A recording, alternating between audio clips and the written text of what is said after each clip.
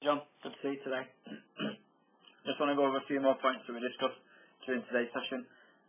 Again, still keep working on the drills that we've been giving you for swinging the club a little bit more inside and then around the basket, so slightly from an inside to out swing path.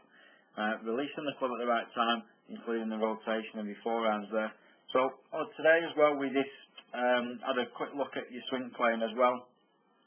Again, just to try and maintain control over that golf club and delivering it from the inside. So looking at your swing plane there, what we said is the angle of the club, or the angle that you're going to swing the golf club around on the way back, needs to be a little bit more upright there and a little bit more down in between these two lines here, or a similar plane to these two lines we've put up there to show your angle of the swing. So as we're taking your club up to the top of your swing there, we said that your hands were a little bit behind you, a little bit low.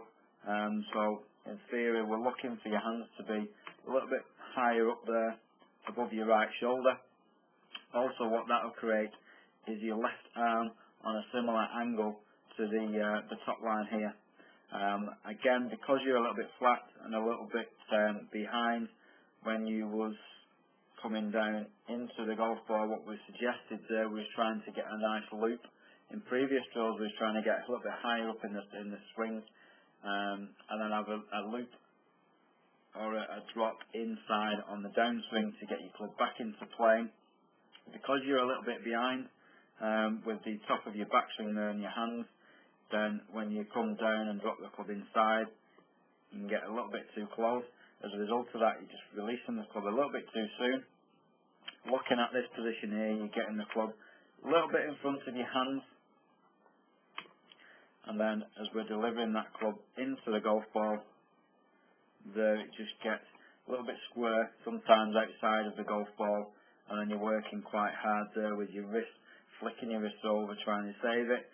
And again, we say with the early release that you've got with the club, sometimes that release continues and you flick your wrist underneath, pulling the club back on the inside too quickly. So we've got the basket there just on the inside of your follow through to make sure you're swinging the club outside and around that basket. On this occasion, you managed to save it quite well, and you did it without hitting the basket.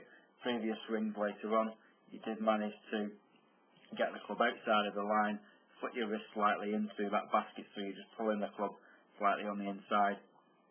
Again, as we just follow that swing a little bit further through, looking at the angle of your club now in the follow-through position, again, that's a little bit steep, which is being caused through the release or the flicking there of your wrist, instead of those hands rotating and continuing that swing plane into the follow-through position. So just to explain that a little bit more, we look at Luke Donald here. As we take his swing back, you can see that his club is on a very good angle there, or what we say is on plane with the two lines that we've got. When he reaches the top of his backswing, his left arm is now parallel to the line that's going down to his ball, and also there his hands are much higher up above his right shoulder. From there he could do pretty much anything. He could drop the club inside, he could play a fade shot and do anything he wants from that sort of position. So there, as he brings the club back down, he brings it back down on very similar plane to the way it went up. And the difference we've got between Luke and yourself is that he keeps hold of that wrist hinge there, so he's able to keep the club behind his hands, and then as a result of that, he's able to deliver that club from an inside position down into that golf ball. And you see there, as his forearms start to rotate, he maintains the swing plane on the way through as well. So he's swinging the club around the same angle of his body all the way through. He's maintaining that angle, whereas yours just changes slightly with the flicking there of your wrist. So what we suggested is you make a backswing which gets your hands a little bit higher, a little bit steeper, or a little bit higher with your hands, trying to keep the club more on plane, and then from there you're able to drop the club slightly inside, Again, a little bit more control over it, keeping the club behind your hands allowing you to deliver that club into the golf ball, rotate your forearms, and again maintain that swing plane on the way through into the finish position.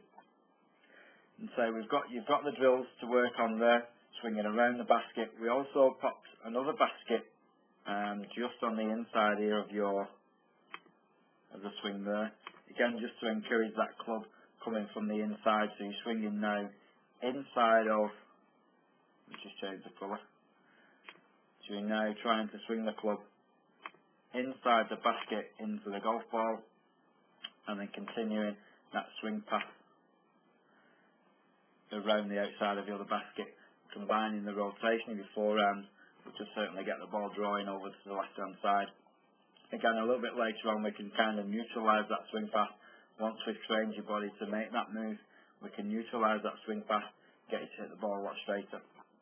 So you keep working on those drills. If you've got any problems, give us a call or come and see me at the driving range. But I look forward to seeing you again very soon.